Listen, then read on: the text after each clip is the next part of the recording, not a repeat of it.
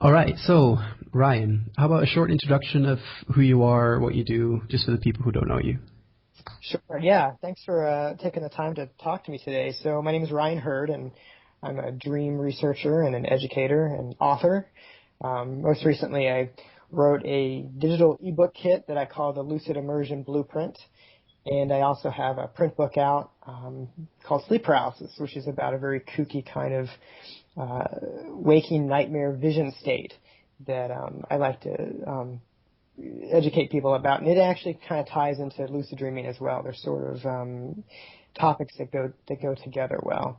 And most of my work you can find on dreamstudies.org, and it's a website that explores consciousness studies, dream research, lucid dreaming, out-of-body experiences, anthropology of consciousness, those sort of topics. And I teach and do workshops in the United States and internationally more and more often, which is pretty cool. And so anyway, I'm really glad to talk today. Sounds good. So how did you get into this whole lucid dreaming consciousness type of thing? It's always fascinated me, but it's always interesting to hear how people get into this. Well, I don't know. It kind of snuck up on me. It was always, it was always on the back burner, so to speak. I always had an interest in dreams from an early age, and I'm really thankful actually for my mother, because she, would ask me when I was very young, "What did you dream last night?" And when I had nightmares, she wouldn't just say, "Oh, that's just a dream. That's not important." We would talk about it, and I think that was very educational for me and very foundational. And then later I started having some pretty strange sleep experiences, including sleep paralysis nightmares, and lucid dreams and out-of-body experiences. And so when I was, an adolescent, like between ages 12 and 14, I was very much into these ideas like astral projection and that kind of thing. And then I discovered the work of Stephen LaBerge in the 90s, and which just totally blew my mind to find that there was other people out there who experience consciousness in the dream state. And so after that, I kind of had a very, meandery education. I did creative writing, graduated with a degree in archaeology, and did that for almost a decade, where I was actually working as a field archaeologist. But I still had a lot of these questions about dreams and consciousness. So I went back to grad school and got a master's degree in consciousness studies out in California at John F. Kennedy University. At the time, and this is still true, they had a top-notch dream studies concentration, and it's just really mecca for dream researchers out in the Bay Area of California. So I had a really cool, holistic education, not only science of dreams, but how to work with them as a spiritual life practice, how to do dream work, and just myriads of ways of looking at and talking about, what happens when we sleep, and how consciousness doesn't stop when we close our eyes. So, and after I graduated, that was, 5 or 6 years ago, I started my blog, dreamstudies.org, and I've just kind of been, teaching, writing, and speaking about it ever since, and it's been a blast. I can imagine. It doesn't sound like a very tedious job, no? No, every day is a little different, that's for sure. And I get to take naps.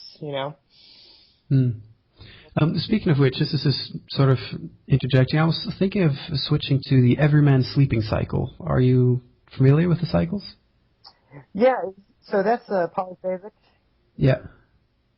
Yeah, I've heard it works for some people and it doesn't for others, and it's such an individual thing that I found for myself that it doesn't work for me, but I do have a slightly polyphasic lifestyle now because I have a 10-month-old baby. You're sort of forced into it then, huh? It's really true, and I do a lot of the caretaking during the day, so I follow the doctor's advice and I sleep when the baby sleeps. And so when my wife is at work and I'm watching my son and he gets sleepy and goes down for a nap, often I'll go down with him, and it's very sweet. But I have great dreams. And in fact, I had a very powerful lucid dream just 2 days ago when I was napping right next to him. So he's actually been a part of my dream life. But because during the night, my office hours are now very late, I only get 5 hours of sleep, at night. So I really need a nap or two during the day. So I've done polyphasic, and I don't know if it's working yet. I'm surviving, that's for sure. I know some of the more extreme versions of really dragging out your sleep into chunks won't work for most people. But if for people who already are sort of sleep phase independent, or they tend to be extreme night owls by nature, it might be something to consider. Mm-hmm. And how do you find this ties into dreaming and lucid dreaming? Do you dream more, less, different? I think you actually remember more dreams when you live a polyphasic lifestyle. And that's just simply because you have more periods of awakening and more opportunities. I mean, if you do the classic, like, lay down and die for 8 hours, and just like a log, you're probably only going to remember dreams, if at all, the ones that you have in the early morning right before you wake up. It's very rare that we remember the dreams we have in the middle of the night, but the dreaming mind is constantly going. And I mean, we don't even dream just in REM sleep. We dream all throughout the night. Sleep researchers have even shown that we dream in deep sleep, although those deep sleep dreams are more like what we would call thinking, or, they're not so visual or narrative like sort of the classic dream reports.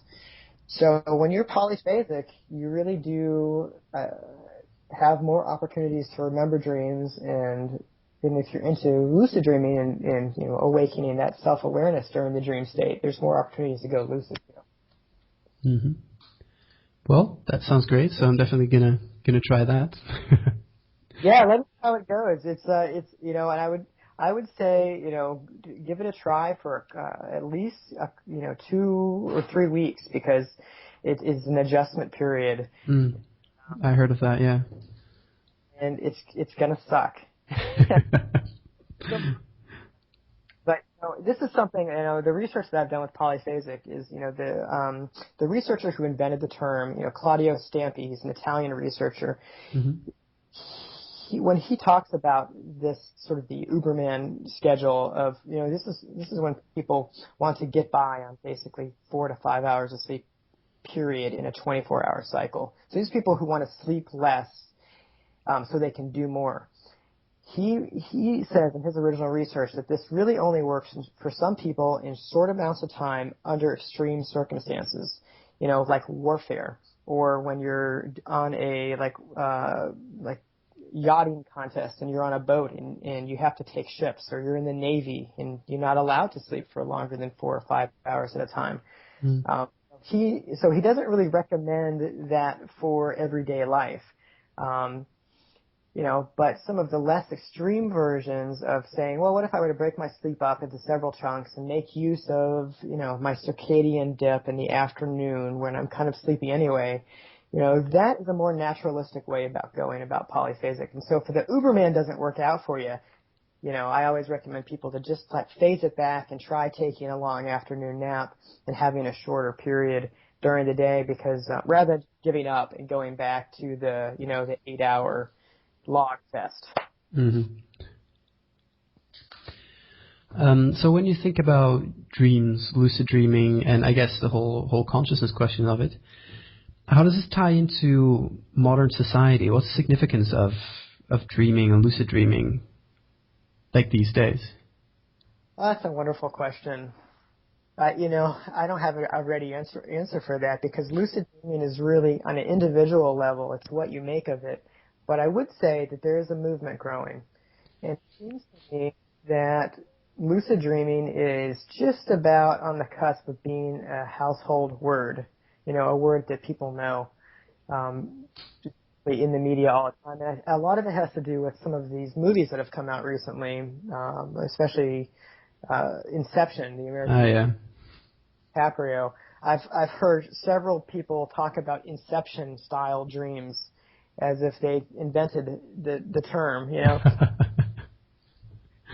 it's funny, but on the other hand, I'm glad to see, Hollywood it's beautiful because it's such a dream in itself. It's a dream within a dream to be talking about awareness and really when you think about it, waking up in the dream state is a very profound and powerful ability.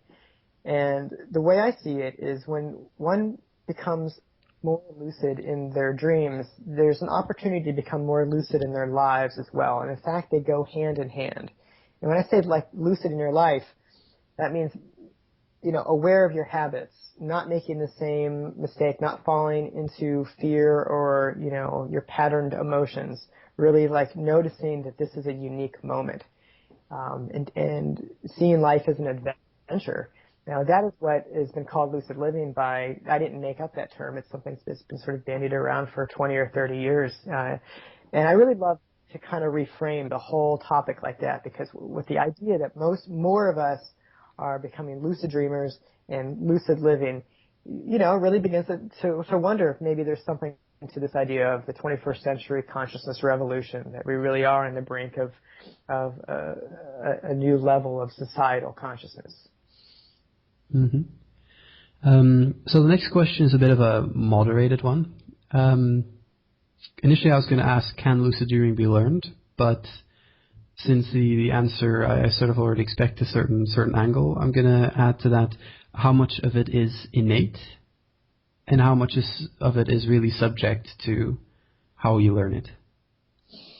Yeah. So, I would say lucid dreaming is definitely a learnable skill, and I think the work of Stephen LaBerge has really shown that, through his Stanford work and his whole career of researching induction methods and teaching people how to lucid dream. And some of the really popular dream workers out there like Robert Wagner and Tim Post in the Netherlands have been doing this work. And also Rebecca with her site, worldofluciddreaming.com. All of these are great resources for learning how to lucid dream.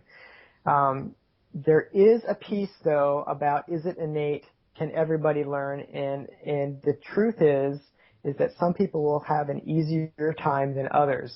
And some of the stuff is things like, are you a light sleeper versus a deep sleeper? Because people who are light sleepers, who are probably more likely to go lucid just because they have more awakenings throughout the night, and the way the sleep cycles run, it's easier for the brain to shift into having that sort of meta consciousness or self-awareness during the dream state happen. And then there's also some other sort of skills and capabilities that go along with people who are frequent lucid dreamers. And I wonder, is people who have that ability drawn to these activities, or do these activities draw out the ability to go lucid? It's kind of a chicken and the egg situation. But, we know that people who have excellent dream recall and lucid dreaming more than the average tend to be people who meditate, people who have a developed sense of emotional intelligence. So, they're aware of their feelings and able to articulate them and sort of socially be in conversation with them. People who also, this is a very strange one, have a good sense of proprioception or field independence, these being terms of knowing where the body is in relationship to the environment. So balance, essentially. And some of this research is coming out because it turns out that people who play video games, high-end gamers, have more dream recall and lucid dreams than the average person. And so, and when you're in a virtual environment, especially if that's just very wild and dynamic, that's something that you develop in those video games. And they also go on to have more lucid dreams. And so there's definitely skills and capabilities that come with lucid dreaming, but everybody has a shot at it for sure. And some of these studies that have come out recently by German research has shown that you can learn how to lucid dream in less than 2 weeks if you try a couple of these tactics and make sort of space in your life for it to happen. And so, it doesn't have to take a lifetime. And then some people have lucid dreams naturally, once or twice in their life just because it just comes up, because often it's things like life crossroads, like pivot points of decision making about like death in the family or changing careers or, getting into a new relationship or getting out of a relationship. These sort of, highly emotional, almost unstable events in life can bring on that self-awareness in the dream state. And so that's kind of cool. And that kind of goes back to this innate question you were asking me about, like, how common is it and why does it happen and what's its significance? And I really think that there is a significance of lucid dreaming of learning and almost like personal evolution that occurs in the mind when the circumstance warrants it. So it's really an opportunity to take a look at your imaginary realm and the parts that people play and being aware of your own part and interacting with that in a conscious way in the dream can be a very powerful tool that you can then use in your life. The great thing is that a lot of the things you were saying, I recognize. I've been having lucid dreams since I was little, very sporadically. I wish it would be more regular. But things like balance, self-introspection, that kind of thing, it makes sense. It makes sense. So if you have someone who's seen Inception last night and they're like, oh my God, I want to try this, where would you suggest they would start?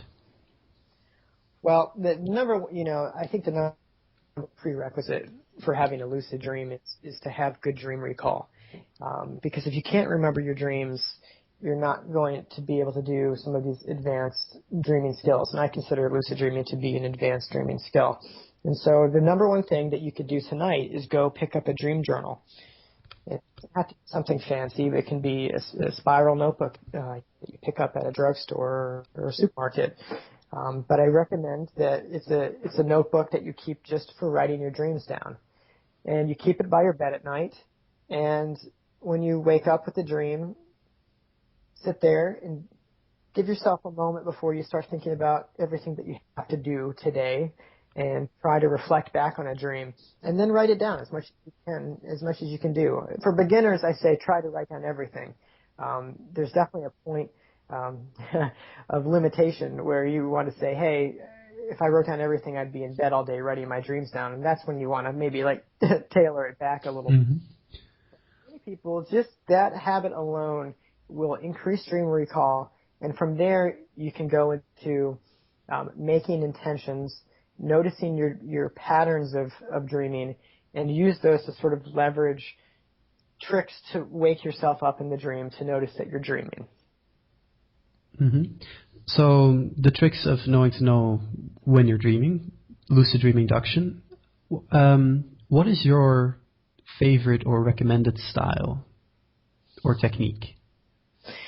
For me, I think the most effective technique is actually also the hardest to explain and the hardest to teach, and that is having a strong intention, having a strong will, making a decision that you're going to have a lucid dream, not asking for one, but knowing it. And it's very hard to teach strong intentionality, but we know it when we have one. And it's really about making the conscious space and having, almost self-confidence of making a declaration, to remember when I see this object. For instance, let me back up. I often, when I was a teen, would have dreams about my teeth falling out. It was, one of these, it wasn't a nightmare in the sense that it always woke me up and I was like totally creeped out. I mean, it was gross, but it was just a repetitive dream imagery. And I realized that I could teach myself this phrase, when my teeth are falling out, when my mouth is full of blood, that means I'm dreaming. And sure enough, the next time that I had a teeth falling out dream, I remembered that phrase because I had repeated it to myself. I had written down in my dream journal that intention. And so I really had concretized it. I had made it real in a number of ways. And basically the memory, what's called prospective memory of remembering a task that you're going to do in the future, came to the dream state. And I was able to then have the thought, this is a dream, which opened up all the possibilities. And, it sounds like a really terrible way to start a lucid dream, but it's such an amazing thing when you realize, hey, I'm dreaming. I would look in the mirror and I would just be ecstatic, and my reflection would be glowing, and then I would just exit, the bathroom and start to fly or whatever it is that, I wanted to explore or to do. And so, you really want to, use these repetitive dream imagery as dream signs is what they're called. I think that's much more effective than trying to like consciously invent a dream sign to bring into your dream life. There's some exceptions to that, but really you want to work with what's already patterned in your dreams and then bring self-awareness to those patterns. How do reality checks fit into that picture? That's exactly it. A reality check is a pattern of mental thought that you have in the waking life, in your waking life, that then reflects into the dream. And they are effective sometimes, but they're only slightly effective. Some people can do reality checks left and right all day long and never have a breakthrough, and it's because it's not emotionally poignant enough. It just doesn't really pull you enough.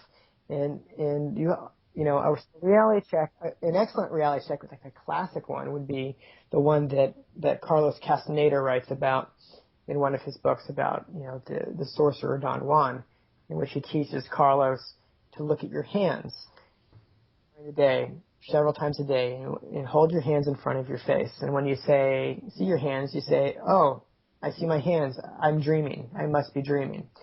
And the goal was to realize, number one, that the waking life is a dream in its own sense, but also so that this would happen in your dream life as well.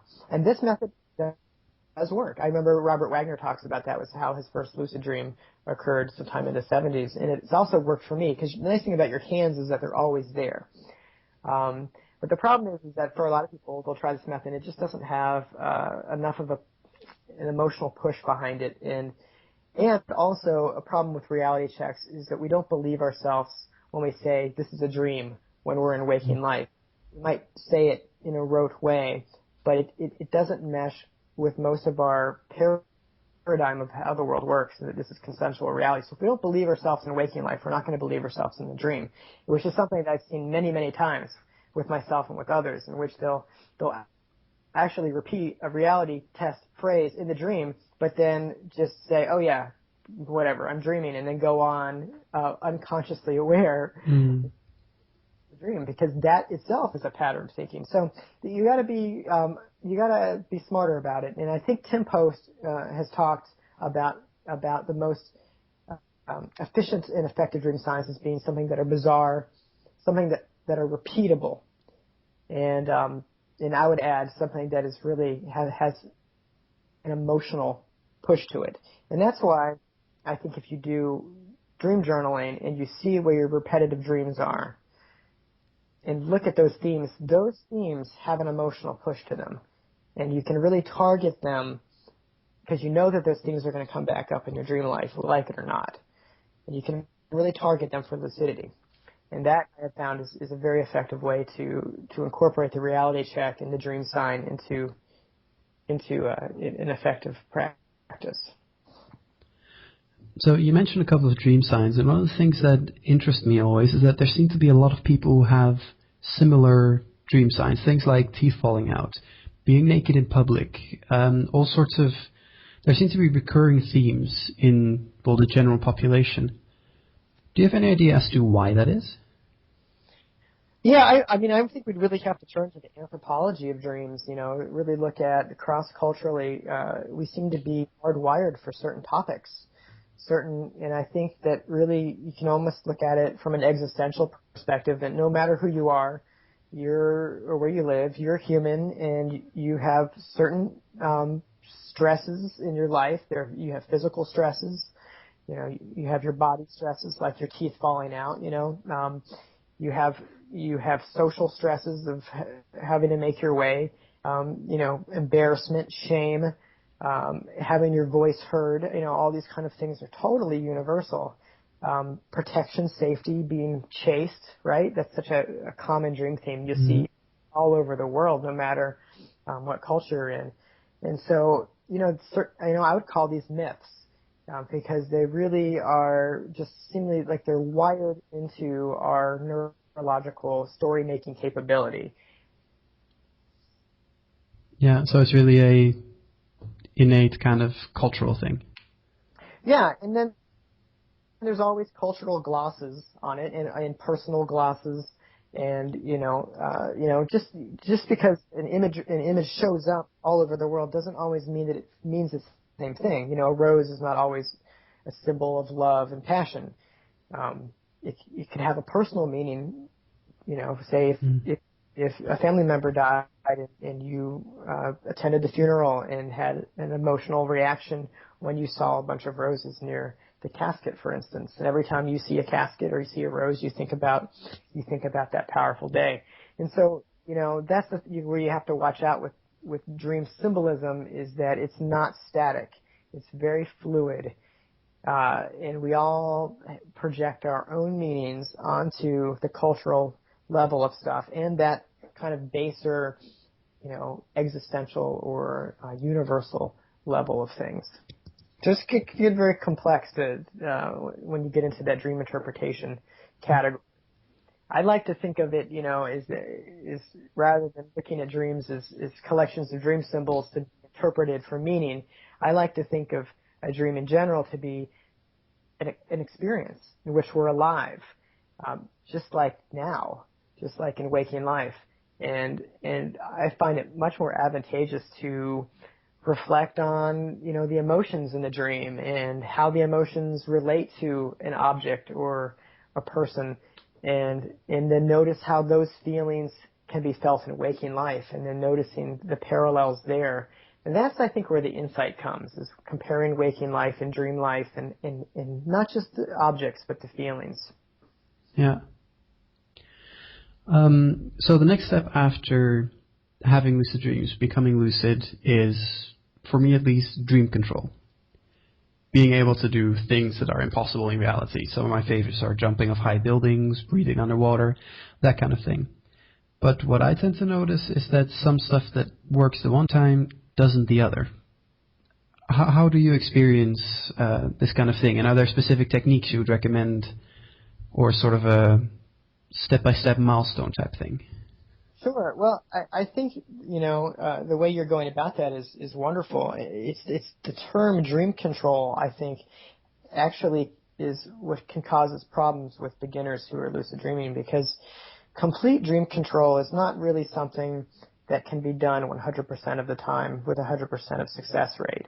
And speaking for myself, nor would I want that. I would never want that. I mean, what I enjoy about the dream world is that it's spontaneous, it's alive, it's something beyond my personal self or ego that is constructing and building this beautiful, amazing, complex, architecture and world. So controlling that is not my aim in the dream, but self-control is. And I think that's really what you're getting at. All the things that you mentioned are really about being able to have powers, movement, abilities that are impossible. And that's, I think, a wiser way to go about it. And the dream world is a very reactive place, and it's just nothing always works guaranteed, because it's in dialogue with us.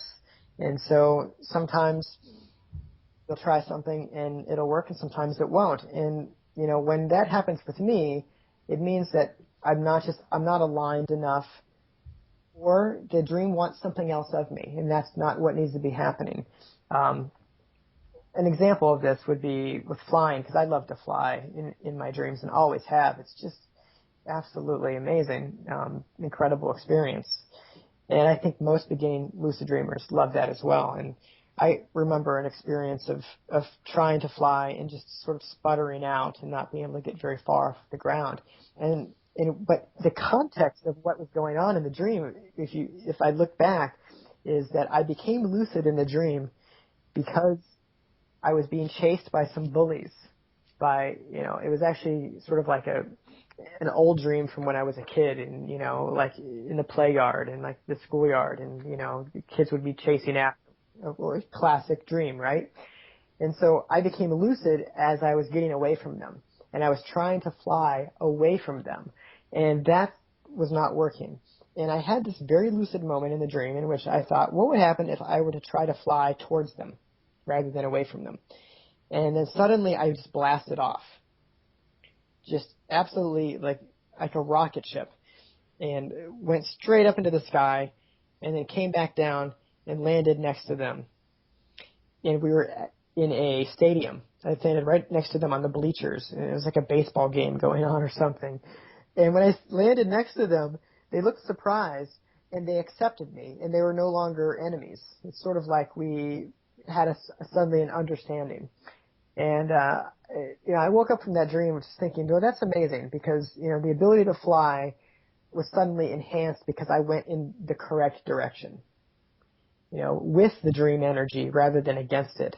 And I think that's something that lucid dreamers have to learn for themselves, is what is going on in the dream before you become lucid. Who are you in the dream? What is your role? And all these things that are playing out, besides the fact that you have a desire to do something, because there's a lot going on before we, showed up with, our wants and desires. Mm-hmm. So your advice would be go with the direction of the dream, play around, but try and go with the flow, sort of. Yeah, I definitely think that's, a good way to say it would be, ask a question of the dream, but make room for an answer, rather than trying to just be some sort of puppet master of the dream, because the dream figures, in at least my dreams, don't take kindly to that. And this, really comes up a lot when people are interested in sexuality and having sensual experiences in their dream life, and they want to get it on with the object of their fantasy. Well, that's the thing, is that I found the dream figures don't like to be considered objects. And the dream will fight you on this. The dream, honest to God, will fight you on it. And I have seen a story recently where, someone was trying to find a beautiful model, and flipping through a magazine to find a beautiful model, and every page she turned, all of the models were ugly. All the attractive. And, this is a dream saying, hey, you're barking up the wrong tree, right? Like, mm-hmm. You're playing a game with yourself. And so, with dreams, dream sensuality, it's about a relationship. You want to form a consensual relationship with a dream figure, even if it's just for a moment, even though it's fantasy, even though it's in your head. And respect and eye contact and all those things can go a long way. Mm-hmm. So what's your experience with dream character control? So when you go beyond that internal thing and try and go with the external. You mentioned that the dream will fight you. As an example, I had some dreams, again, the whole chaste theme. And for a while I was able to make any dream character go to sleep. Again, that didn't work for very long. But what's your experience with this sort of external control? Still in your head, but still. Really interesting. I just saw the movie Dark City, and there, there's a scene where the baddies in Dark City wave their hand in front of people and they say sleep, and then the people just fall asleep. Yeah, I think that my experience is similar to your own on that. Robert Wagner has had, in his book on lucid dreaming, talks about how there's, maybe a way of looking at how there's different kinds of dream figures, and some of them are almost like extras in a play, and they don't really have much. They're just they're populating the scene because they came with the setting. And then others seem to have some self-intelligence of their own, and you can kind of see it in their eyes. And so I don't know. I think that there's something to that. I've definitely seen dream characters and interacted with them, and I look in their eyes, and they have a self-awareness and a clarity that is, and a will that has nothing to do with me, and they know things I don't know. Other people will have dreams where they change from one dream body into another, and when they inhabit that second dream figure body, they know different things and feel different things than that first dream ego felt. And so, we are in each of these dream figures simultaneously, but not all of it is consciously aware. It's a very muddy space, and we're kind of part of it all, yet we're not aware of it all, and so it gets confusing. So I don't really try to control dream figures out of just sort of respect. But if something is in my grill and I'm being chased, or I really teach good boundaries, and I make sure that my needs are getting met, just like in waking life. And if something violates my boundary, I will do a number of things to stop it, including wake up if I have to. So there's always like ways, it's psychic self-defense basically that you can perform under such circumstances. But in many cases, I found that if something is coming towards you with anger or violence, that if you have a sense of calm and compassion, that this will actually reflect back into the dream figure that is opposing you, and there's a transformation that occurs. And it's a very hard thing to do in a moment. It's very easy to say. But that, I think, is one of the greatest lessons for me, in my last 20 years of lucid dreaming, is learning how to stop fighting and start sitting with things that are uncomfortable that happen in lucid dreams, and people who make me uncomfortable in my lucid dreams, and listening to what they have to say. Mm-hmm. So what is your opinion on aids, as in herbs, supplements, machinery? You have all sorts of fantastic devices that do all sorts of things and promise you lucid dreams within 2 nights, that kind of thing. Do you have experience with any of those, and would you recommend anything?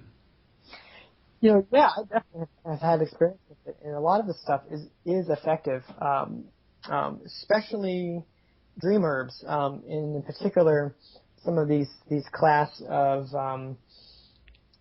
cholinergic supplements like galantamine.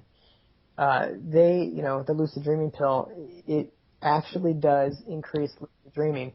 But I have a caveat in which I really recommend to people that they don't just pop a pill and expect a lucid dream, but try to build a more secure container when they're having lucid dreams. Because what I mean by that, by a secure container, is basically is the rules of set and setting, of going to bed knowing you're in a safe place, strong intention, knowing what you want out of a dream, what are you asking for, of being in a good mindset, and then simply having the physical space in your life to reflect upon the dream afterwards, to write it down, to really complete the circuit, not just try to have a lucid dream, but actually like write it down and think about it afterwards and let it really percolate.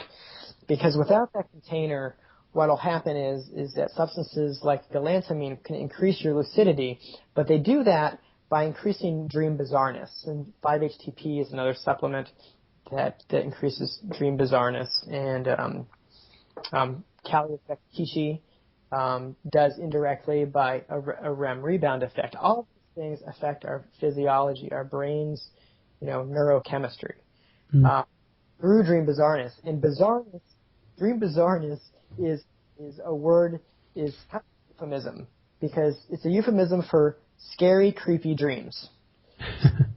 Creepy feelings, really weird things.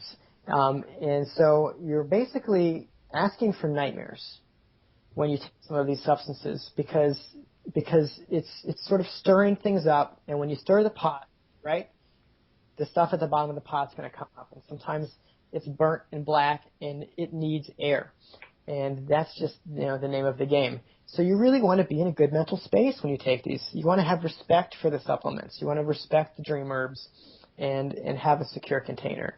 Otherwise, and this is especially true for galantamine, you're inviting nightmares and sleep paralysis nightmares, because it's affecting your physiology, and you'll have an experience where you'll wake up and you'll be paralyzed in a state of REM paralysis, but aware. And, it's a very unsettling and sometimes terrifying experience if you've never had it before. And a lot of would-be lucid dreamers get scared off, I think, for good, because they're totally unaware of these sort of psychological side effects of dream supplements. Yeah. And what about things like brainwave measurement equipment? Yeah, I haven't used brainwave measurement equipment myself, but I do know that it's effective for the people who have used it, and I think a large part of that is because they're dedicated and they're setting strong intentions and they're feedbacking positively.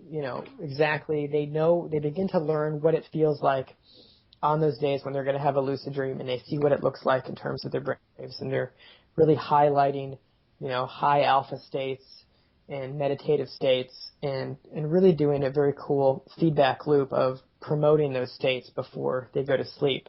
And it can be very effective. It can be very effective. But I have to say that you don't have to throw hundreds of dollars into machines and pills. What you really need, more often than not, is a dream journal and clean sheets and some time to sleep in the next day. And, in a strong intention to make it happen. Yeah, and what is, in your experience, the correlation between the amount of sleep you get and the likelihood of lucid dreaming? Well, there's a couple of ways to answer that question. I mean, short-term sleep restriction can actually give you more lucid dreams and dream recall. And the reason is it's a REM rebound effect, because when we're sleep restricted, sleep deprived, REM is often what takes the hit, because it tends to come later in the night, later in the cycles, the larger cycles of it. And so we'll get our deep sleep and we'll get our light sleep, but we won't get enough REM. And so what happens then is when we crash and burn at the end of a week, say we're working hard at work for 4 or 5 days, and then we have a long sleep cycle on a Friday or Saturday morning, there'll be a lot of REM catching up from that deprivation. And more REM, in that case, brings more dream bizarreness, which could bring on more lucidity. But it's not sustainable.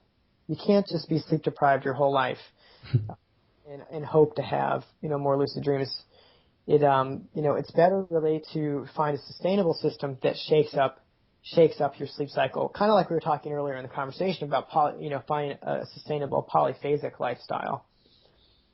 So a lot of people say, well, for instance, alcohol is a perplexing substance because alcohol depresses REM, but lots of people have had their first lucid dreams after a night of being out on the town carousing, and they're like, how can that be? And basically it's because the alcohol totally destroyed the integrity of their sleep cycle for the first 5 hours that they were sleeping.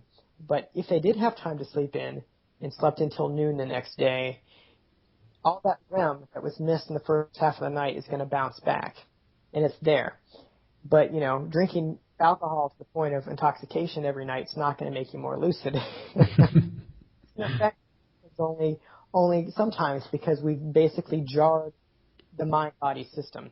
And you're getting lucidity by that sort of grace, if you want to call it that. So if you're looking for a sustainable way to have lucid dreams as part of a life practice, there's better ways to do it, and I think that would be having a mindfulness practice. Having methods like we're talking about sleep disturbance, for instance, waking up in the middle of the night. And doing some reading or some meditating and then going back to sleep with a strong intention. That's a very powerful method, and you can build that into your life without causing a lot of disruption, for your day-to-day stuff. Yeah.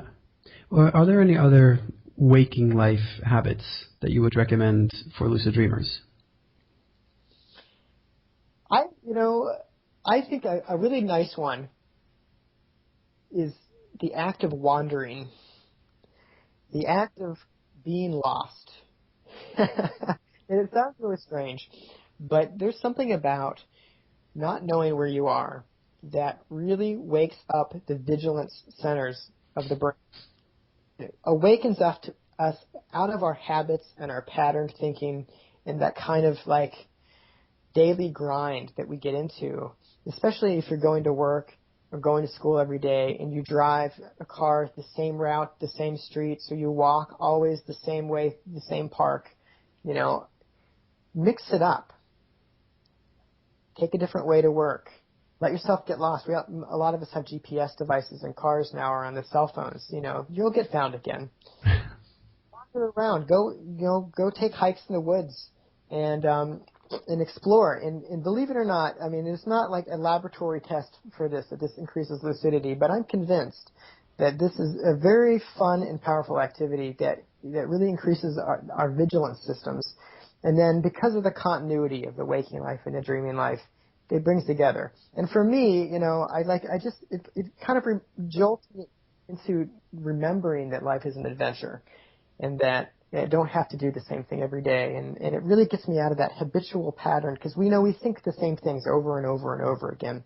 Our daily lives aren't very lucid to start with. And so we're asking a lot of our dreams to be lucid when our daily lives aren't that lucid. And so the act of wandering does that. Yeah. So would you recommend lucid dreaming to everyone? I think if anybody has an interest in lucid dreaming, they should definitely go for it. If some people, they're just not interested in, and that's fine. And I think that's just the way it works out.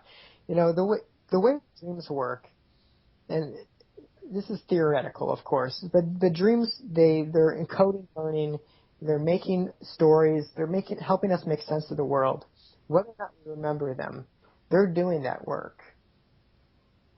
So there's no like better dreamers in the world. If you don't want to be into lucid dreaming, you're still going to have these experiences doing the work for you. But if you want to kind of be more aware while it's going on and want to be part of the making and want to explore the edges, the boundaries of your belief systems and even go beyond belief and open up your world a little, lucid dreaming can be a really powerful catalyst for life change. And so, yeah, anyone who is interested in it, who feels that passion, it's there for a reason, because there's something that almost like the higher self wants to know, but we don't know what it is yet. And so you feel that pull. And if you feel that pull, then I definitely suggest to go for it. Yeah, so if you have an interest, you definitely recommend go for it. Yeah, go for it. And and the only caveat would be, it's really helpful if you have some support in your community, in your daily life, or this kind of thing. Whether it's like your partner, or your roommate, or people at school, or you really want to have a social base where you can talk, because when you break the isolation and start talking about some of these experiences, they really will unfold more quickly. And you'll learn more, and you'll get out of your head. A lot of us, I think, are very isolated, and we read a book on lucid dreaming, and then we try to tell our family about it, and they think we're crazy. Yeah. You're not going to convince your family that lucid dreaming is cool. And, if it doesn't work, just forget about it. That's not our job to evangelize to them. You know what I mean?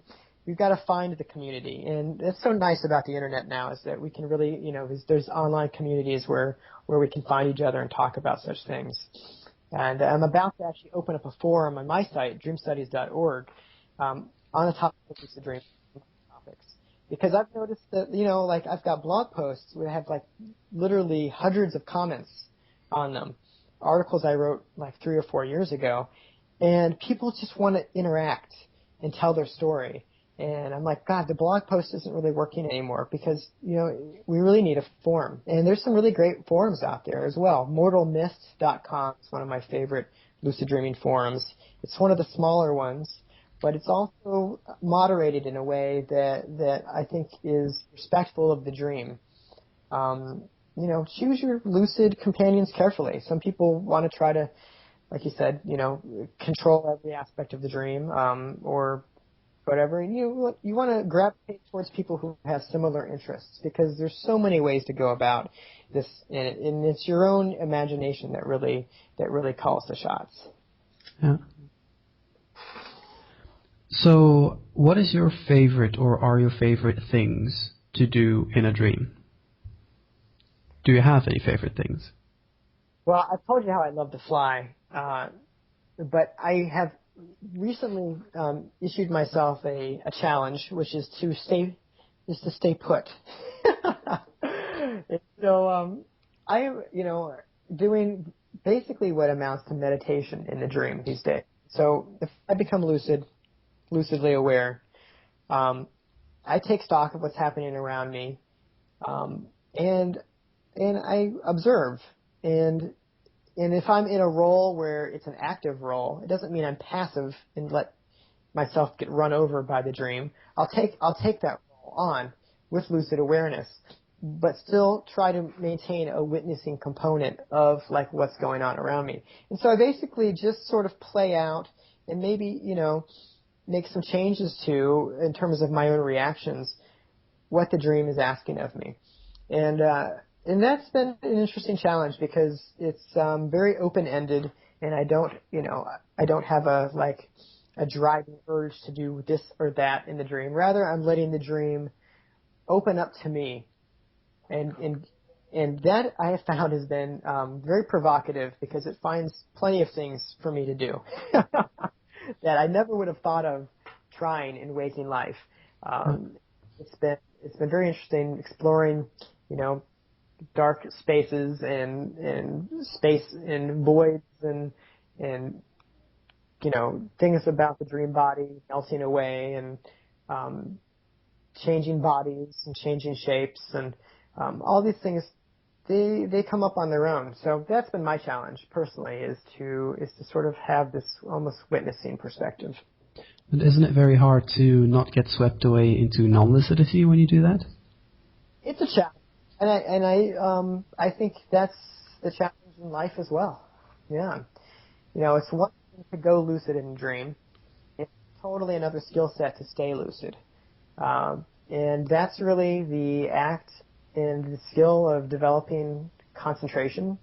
And there's things you can do in waking life that increase your concentration, your ability to stay attuned. And, concentration is the most obvious one. Playing video games develops concentration and attention span. A specific type?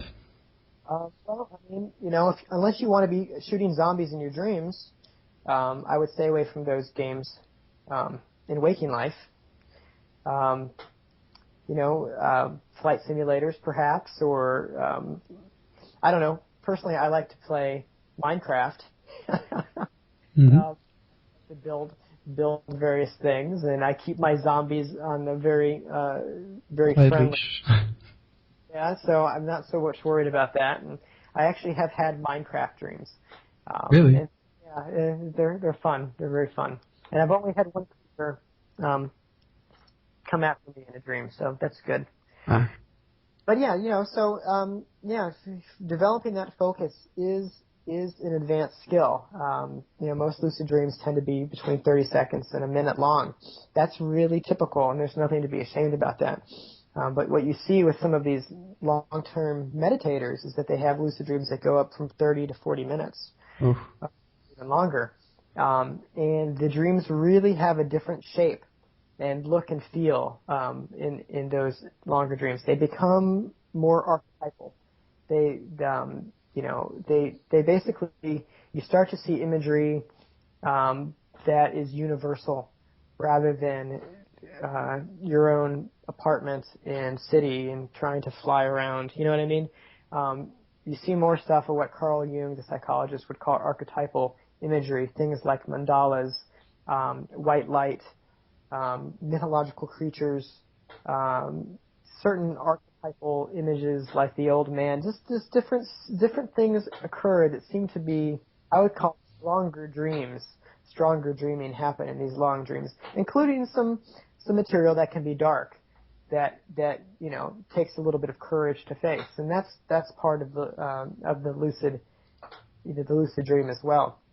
For some people more than others, having to deal with the shadow elements of the dream world is totally a part of developing lucid dreaming. But it's not something I'm scared of. It's actually, I find it very invigorating because if you have trust that you're in the dream world and that if you trust yourself, that's, and you're able to really project that compassion onto the scene that you're with, the world really opens up.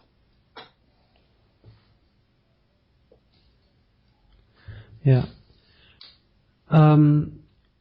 So do you have a single piece of golden advice? Like if you say, this is the thing that I really, like a big takeaway from my last 20 years of experience. In terms of lucid dreaming, I would say that patience is probably the most important thing to keep in mind when pursuing consciousness and dreams, because we have our whole lives to dream. And it seems like a struggle to go lucid, and many of us want to have more lucid dreams than we're having. But there's life patterns at work here that really are decades long, some of these patterns. Some things really do come up every 7 to 8 years in cycles. And you really only begin to notice that when you get into your 40s. And you're like, oh, I went through this before in my early 30s, and before that in my early 20s. And there really are some life cycles that happen. And lucidity is a really wonderful, tool to develop when these things and these patterns naturally emerge in the dreamscape. And so that's what I would say is patience. We have our whole life. And so, you want to be prepared though, and you want to keep those lines of communication open, and keeping a dream journal going, and having people you can talk to about your dreams, and doing readings and study essentially, and really, honing the mind, and then let your life do its work on you, and know that it is a very slow digestive process, and that there's no goal, and that, and that's really it. Yeah. Patience. Patience. So a quick benchmark. Your typical week. How many lucid dreams would you have? In my typical week, I would have 0.3 of a lucid dream. Mm-hmm. You keep a very accurate. No, the thing is that I really only have a couple lucid dreams a month, unless I'm strongly incubating them. And right now, and for several years, I haven't needed to incubate them. I just let them come as they do. And I've had 2 lucid dreams this last week. And that's unusual. And I haven't had a lucid dream before that for probably five weeks or longer. And then suddenly I have 2 in a 3-day period. And this is dreaming rebound, huh? Yeah, right. It's like this clustering phenomena, and it's very common. I've talked to people about it, and it's not so much you're going to be lucid, every Monday. There's really some other cycles going on, and right now I would say I'm in an opening. And maybe it's because of stress and some other things going on in my life, but whatever it is, my dream life is opening up right now, and the lucidity is coming, and I expect probably another one in the next day or so, and then it might be dark in terms of lucidity for another 6 weeks, and I'm fine with that pattern, because my lucid dreams are all that I can handle, and it's really a lot of material for me to work with as it is. But when I'm incubating strongly, and I've done it before, I can have, several a night, many nights in a row. But it's kind of exhausting. And it's not for me to try to push it that much. And that's just a personal choice. Some people are a lot more lucid than me, for sure. I met a woman from Denmark who has 5 or 6 lucid dreams a night. Oof. Every night. And she's just naturally like this. That's just who she is. It's remarkable. And for most of us, it's something that comes up seasonally, or like I say, at these like sort of life challenges and whatnot. And maybe it's about having some self-awareness when you have that opening or that opportunity. For instance, if you're about to traveling can really bring on a lucid dream because your vigilance is really up. You don't know where you are. There's some social anxiety. You're sleeping in a new place, in a new bedroom.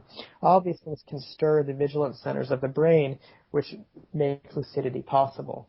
And so you can say, okay, I'm going to go travel, or I'm going camping. I'm going to take my dream journal with me, and I'm going to set an intention to remember my dreams because I know that it's going, it's an atmosphere that's going to be good for them.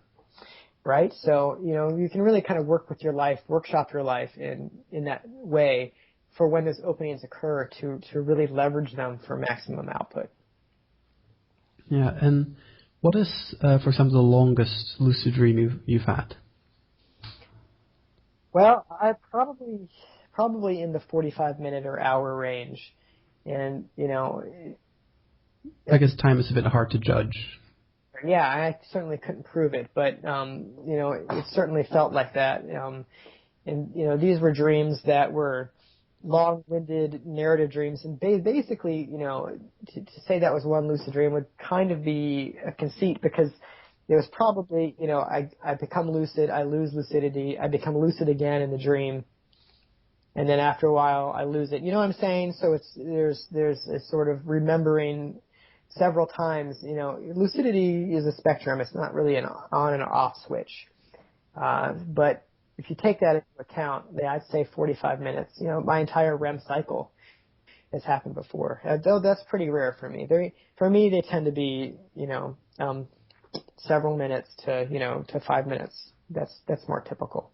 And I often will wake up out of my dream, my lucid dream, which is also very typical. Nothing to be ashamed of, because lucid dreams tend to happen when the brain is waking up anyway.